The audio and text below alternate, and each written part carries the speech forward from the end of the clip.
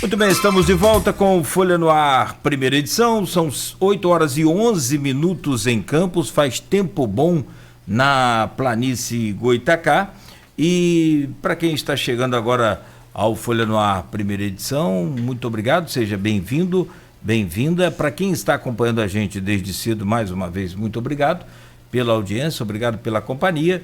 Hoje o programa com o jornalista Arnaldo Neto recebe o presidente da FUP, Federação Única dos Petroleiros, e também diretor do Sindipetro NF, José Maria Rangel. E o motivo para quem está acompanhando a gente aí pela live, né, pelo streaming de vídeo, é que a gente riu bastante aqui no intervalo.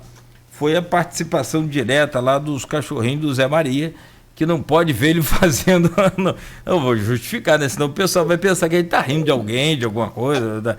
Não, são os cachorrinhos lá que estavam brigando, porque foi na hora da comida, são vários cachorros, só colocou um pote. Mas voltamos, Arnaldo, voltamos aí, José Maria. Arnaldo tá aí? Travou lá o Arnaldo lá. Enquanto o Arnaldo destrava lá a sua conexão, depois, quais os nomes dos cachorrinhos aí, Zé? Aqui é Feijão e Kiko. Feijão e Kiko, bom, muito bom. O Zé Maria, enquanto o Arnaldo reconecta aí, ele deixou aqui vários assuntos também para que a gente possa abordar. Vamos entrar nessa questão da política. Teve uma situação em que o aeroporto aqui do Farol, né? O próprio Sindipetro chegou a intervir também, chegou a reivindicar por ali o uso a distribuição de máscara. O Sindipetro tem feito isso também, né? Como exemplo, Zé Maria?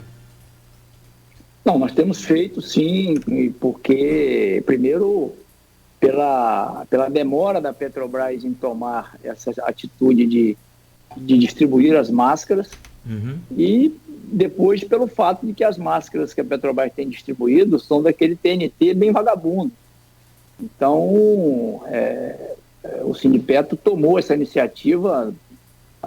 Nós temos uma tradição muito forte aqui no nosso sindicato da luta em defesa da vida, da saúde dos trabalhadores e trabalhadoras. Então, a gente está, desde a semana passada, distribuindo essas máscaras aqui para quem embarca e para quem desembarca também. Perfeito. Hoje, o governo Bolsonaro apresenta aí essa resistência ao combate ao coronavírus, que é pela questão principal da economia, onde ele acredita que o país ele vê o país aí como, né, uma própria, daqui para frente, né, muito mais miserável, né, e ele acredita que mais gente morrerá de fome do que do coronavírus. Como é que você avalia essa postura do presidente mediante essa crise do coronavírus? Olha, o presidente tem tido uma postura indigna para o cargo que ele ocupa, né? Vejam vocês que todos os países, e os Estados Unidos foi um deles, vou pegar o exemplo do berço do imperialismo, do capitalismo, que tomou essa posição no início, Trump, de ser contra o isolamento social, está pagando um preço alto. O número de óbitos nos Estados Unidos já explodiu e vai continuar subindo, tá? Porque no início o Trump desdenhava por conta do fato da economia. Ora, é lógico que todos nós queremos que a economia funcione, querendo que as pessoas tenham emprego, tenham renda. Agora, isso não pode colocar em risco a vida dos trabalhadores e trabalhadoras. As medidas que Bolsonaro tem tomado no campo da economia, elas são desastrosas. Você vê que todas as medidas provisórias que ele editou até agora, todas elas beneficiam única e exclusivamente os empresários. Todas elas. Não tem uma medida de proteção do emprego para estimular as pessoas a ficarem em casa. Certo? Então, não tem isso. Quer dizer, esse auxílio que está sendo pago, é bom de que a gente diga que o que o governo propôs foram R$ 200. Passou para R$ 600 lá na Câmara e no Senado, mas a proposta do governo é que fosse R$ 200.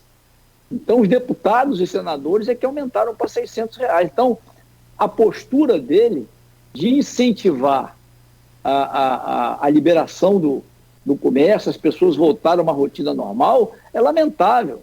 E aí, Nogueira, Nogueira e Arnaldo, eu ouvi uma frase esse dia muito interessante, que essa crise está demonstrando que o que sustenta o capitalismo não é o capital, são os trabalhadores.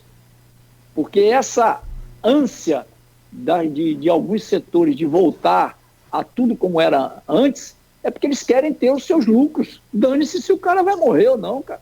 Se o cara vai ser infectado pelo coronavírus, porque quem vai estar lá na frente de luta normalmente não é o dono do comércio, é o empregado, certo? Então, é uma postura lamentável, é uma postura que morrem mais de 7 mil pessoas e ele vem dizendo, e daí? Eu sou Jair, mas não sou Messias, certo? Então, são os idaís que o presidente vem falando desde o início da sua gestão. Agora, como a gente comentava aqui no intervalo, ele não enganou ninguém, né? Ele não enganou ninguém, porque qual foi a proposta do Bolsonaro para todas as áreas do governo, para geração de emprego, para ter uma saúde de qualidade? Ele não tinha proposta para nada. E a cada declaração que ele dá, a gente fica preocupado com o futuro da democracia no país. Como é que ele participa de uma manifestação que ataca dois poderes do Estado, o judiciário e o legislativo? Como é que ele incentiva a manifestação que ataca a liberdade de imprensa? Certo? Quer dizer, eu vivi para ver, né? Vocês, como comentavam aí no primeiro bloco a Lava Jato, eu vivi para ver o Moro falando que nos tempos do governo de Dilma não teve intervenção na Polícia Federal. O Moro falou isso, quer dizer, não teve, e as pessoas, assim, por fake news, por má informação, elas não sabem ou não querem saber que os governos que mais deram liberdade para o combate à corrupção foram os governos do PT. Fortaleceram a Polícia Federal, fortaleceram a Procuradoria-Geral da República. Por quê? Porque foi instituído no governo do PT que era uma lista tríplice. E aquele que fosse mais votado pelos procuradores é que seria o Procurador-Geral da República. Isso não era assim com o Fernando Henrique e acabou com o Michel Temer e com o Bolsonaro. Quer dizer, hoje, o Procurador-Geral da República, ele é o amigo do presidente. Ele não é alguém que o grupo de procuradores elege para ser o seu representante. Então, a própria valorização e a independência da Polícia Federal. Tá? A gente, às vezes, eu que sou petista, às vezes ficava pau da vida com as operações, o vazamento que a Polícia Federal fazia para alguns veículos de comunicação, certo? Mas a Polícia Federal teve liberdade de ação. Não teve uma intervenção na Polícia Federal como ele quer fazer agora. Quer dizer, como no primeiro bloco vocês falavam e que o ouvinte questionou.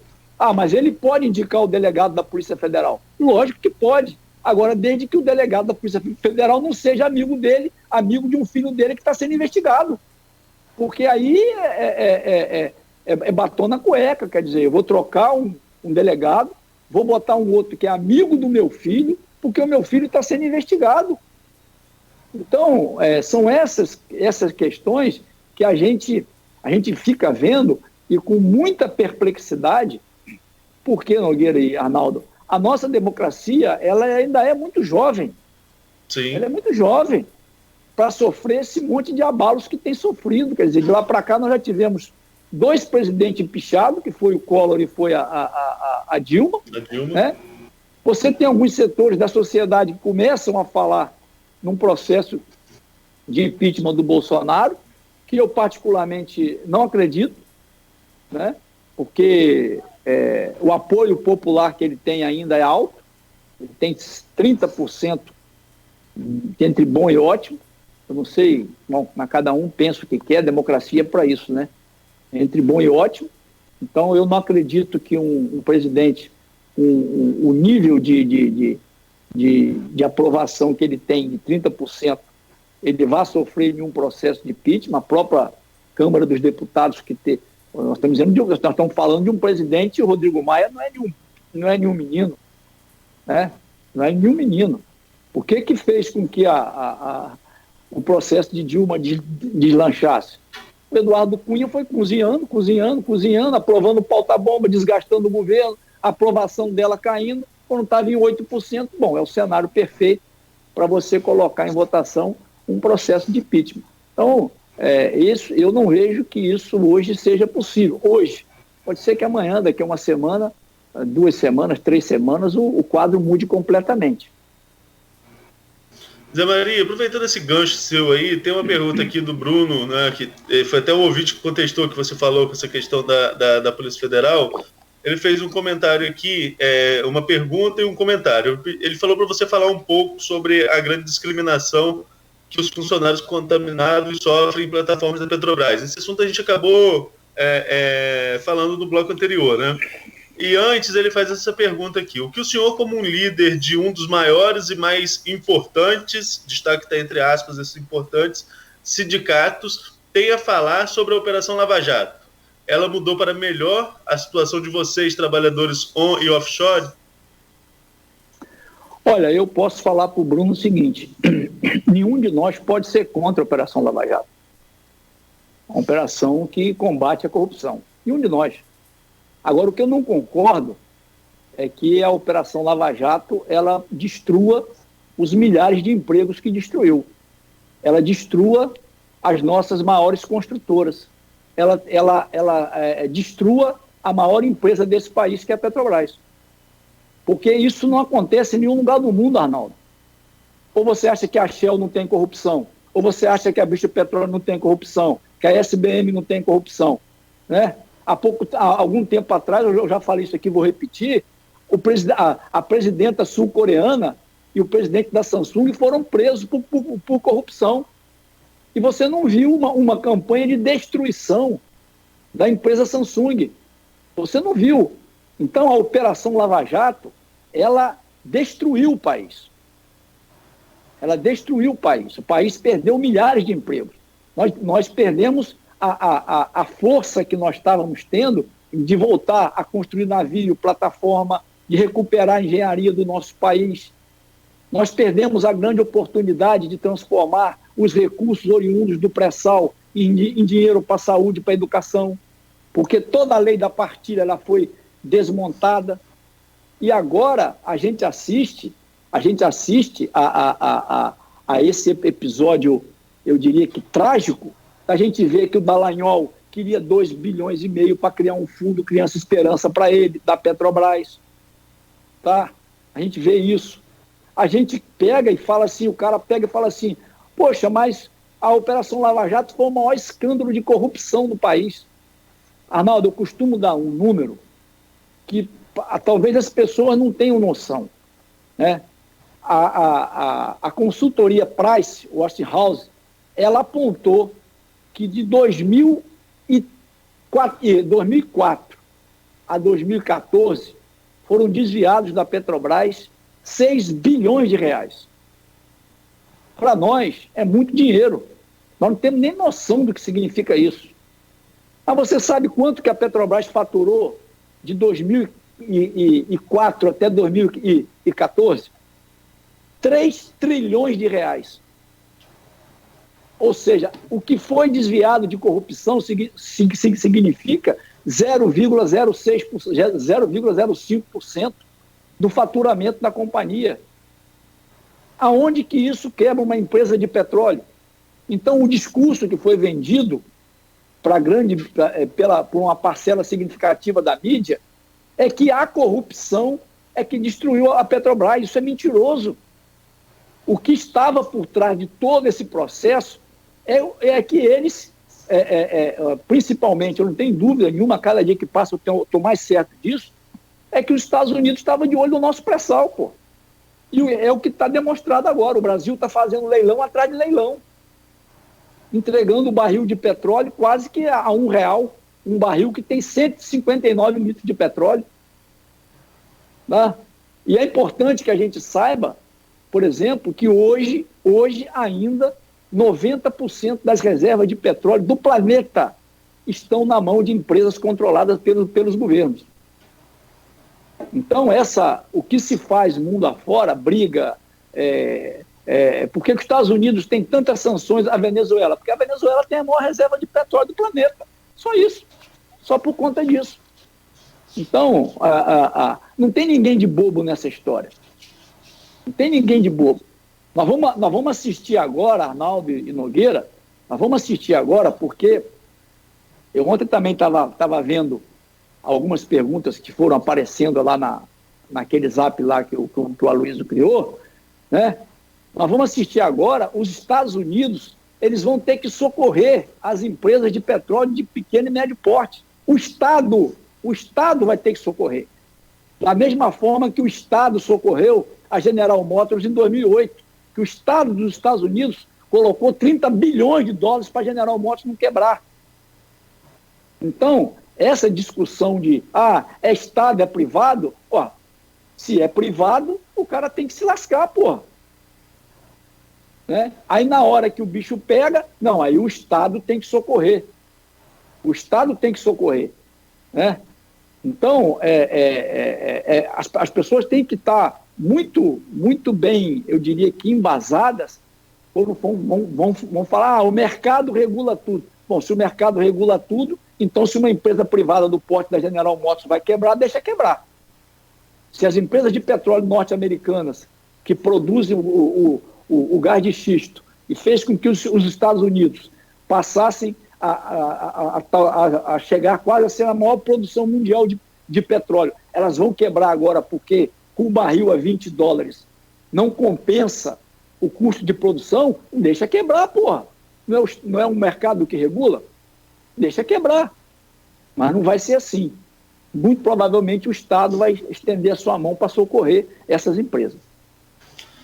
Zé Maria, mas agora, voltando ao questionamento do Bruno lá, do ouvinte, teve mudança para vocês, pós-Lava Jato, como empregados mesmo da empresa, tanto no setor on como offshore? É claro que teve, pô. Como é que você vai se sentir? Você hoje é funcionário da Folha da Manhã, né?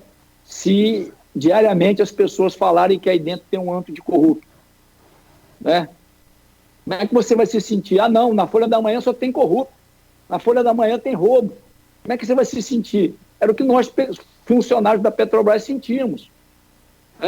É piadinha, você faz parte da Lava Jato. Então, o clima policialesco que foi gerado dentro da companhia foi um clima muito ruim. Para nós foi muito ruim isso. Enquanto Petrobras, enquanto funcionário da Petrobras. E para a sociedade brasileira também foi. Porque a Petrobras já respondeu por 13% do PIB nacional. Quando você traz essa realidade para a Bacia de Campos, né? Eu não sei se o Bruno mora aqui em Campos, quer dizer, quantas pessoas perderam emprego aqui em Campos por conta da Lava Jato? Quantos comércios fecharam aqui em Campos por conta da Lava Jato porque não tem gente para comprar? Certo? Então, você tem... Uma coisa é você combater a corrupção.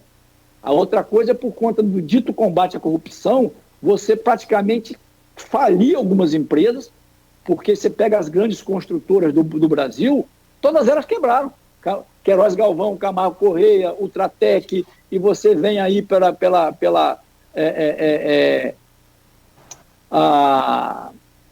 Camargo Correia, Queiroz Galvão, Ultratec, e outras, que eu não estou me lembrando o nome agora, que quebraram.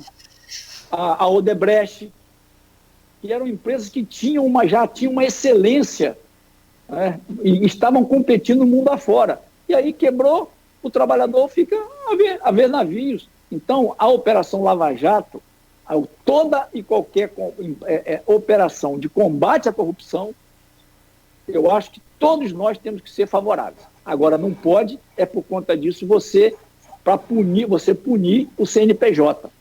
Né?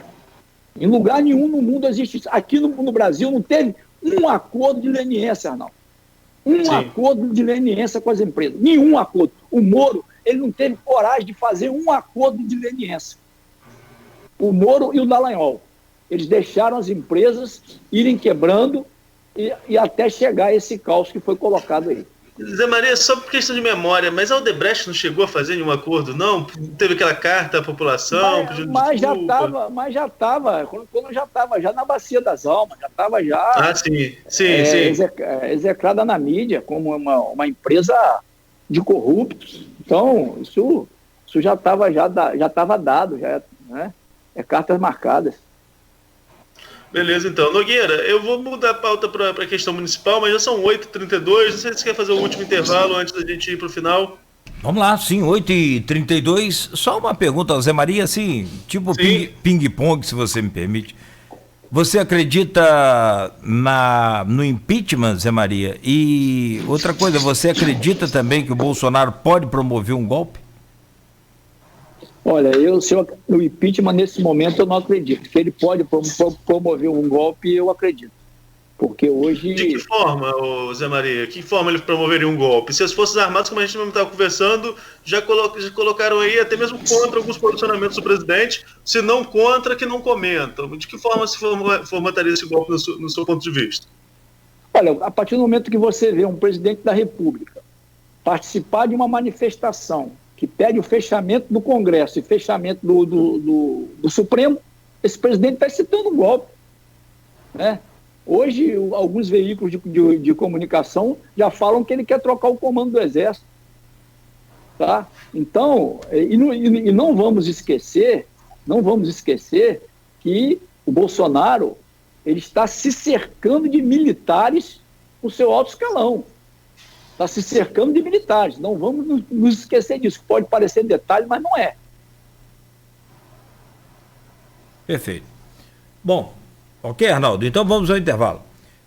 São 8h33 em Campos. Continue conosco com Folha no Ar, primeira edição. Voltamos em instantes com o Arnaldo Neto, nosso jornalista hoje conosco, e também o convidado José Maria Rangel, no próximo bloco, falando sobre o âmbito municipal, a questão da política local, com o José Maria Rangel, que é o presidente da FUP. O programa Folha no Ar, primeira edição, tem o oferecimento dos laboratórios Plínio Bacelar e Clínica Proteus. Devido à pandemia do coronavírus, recomendamos aos nossos clientes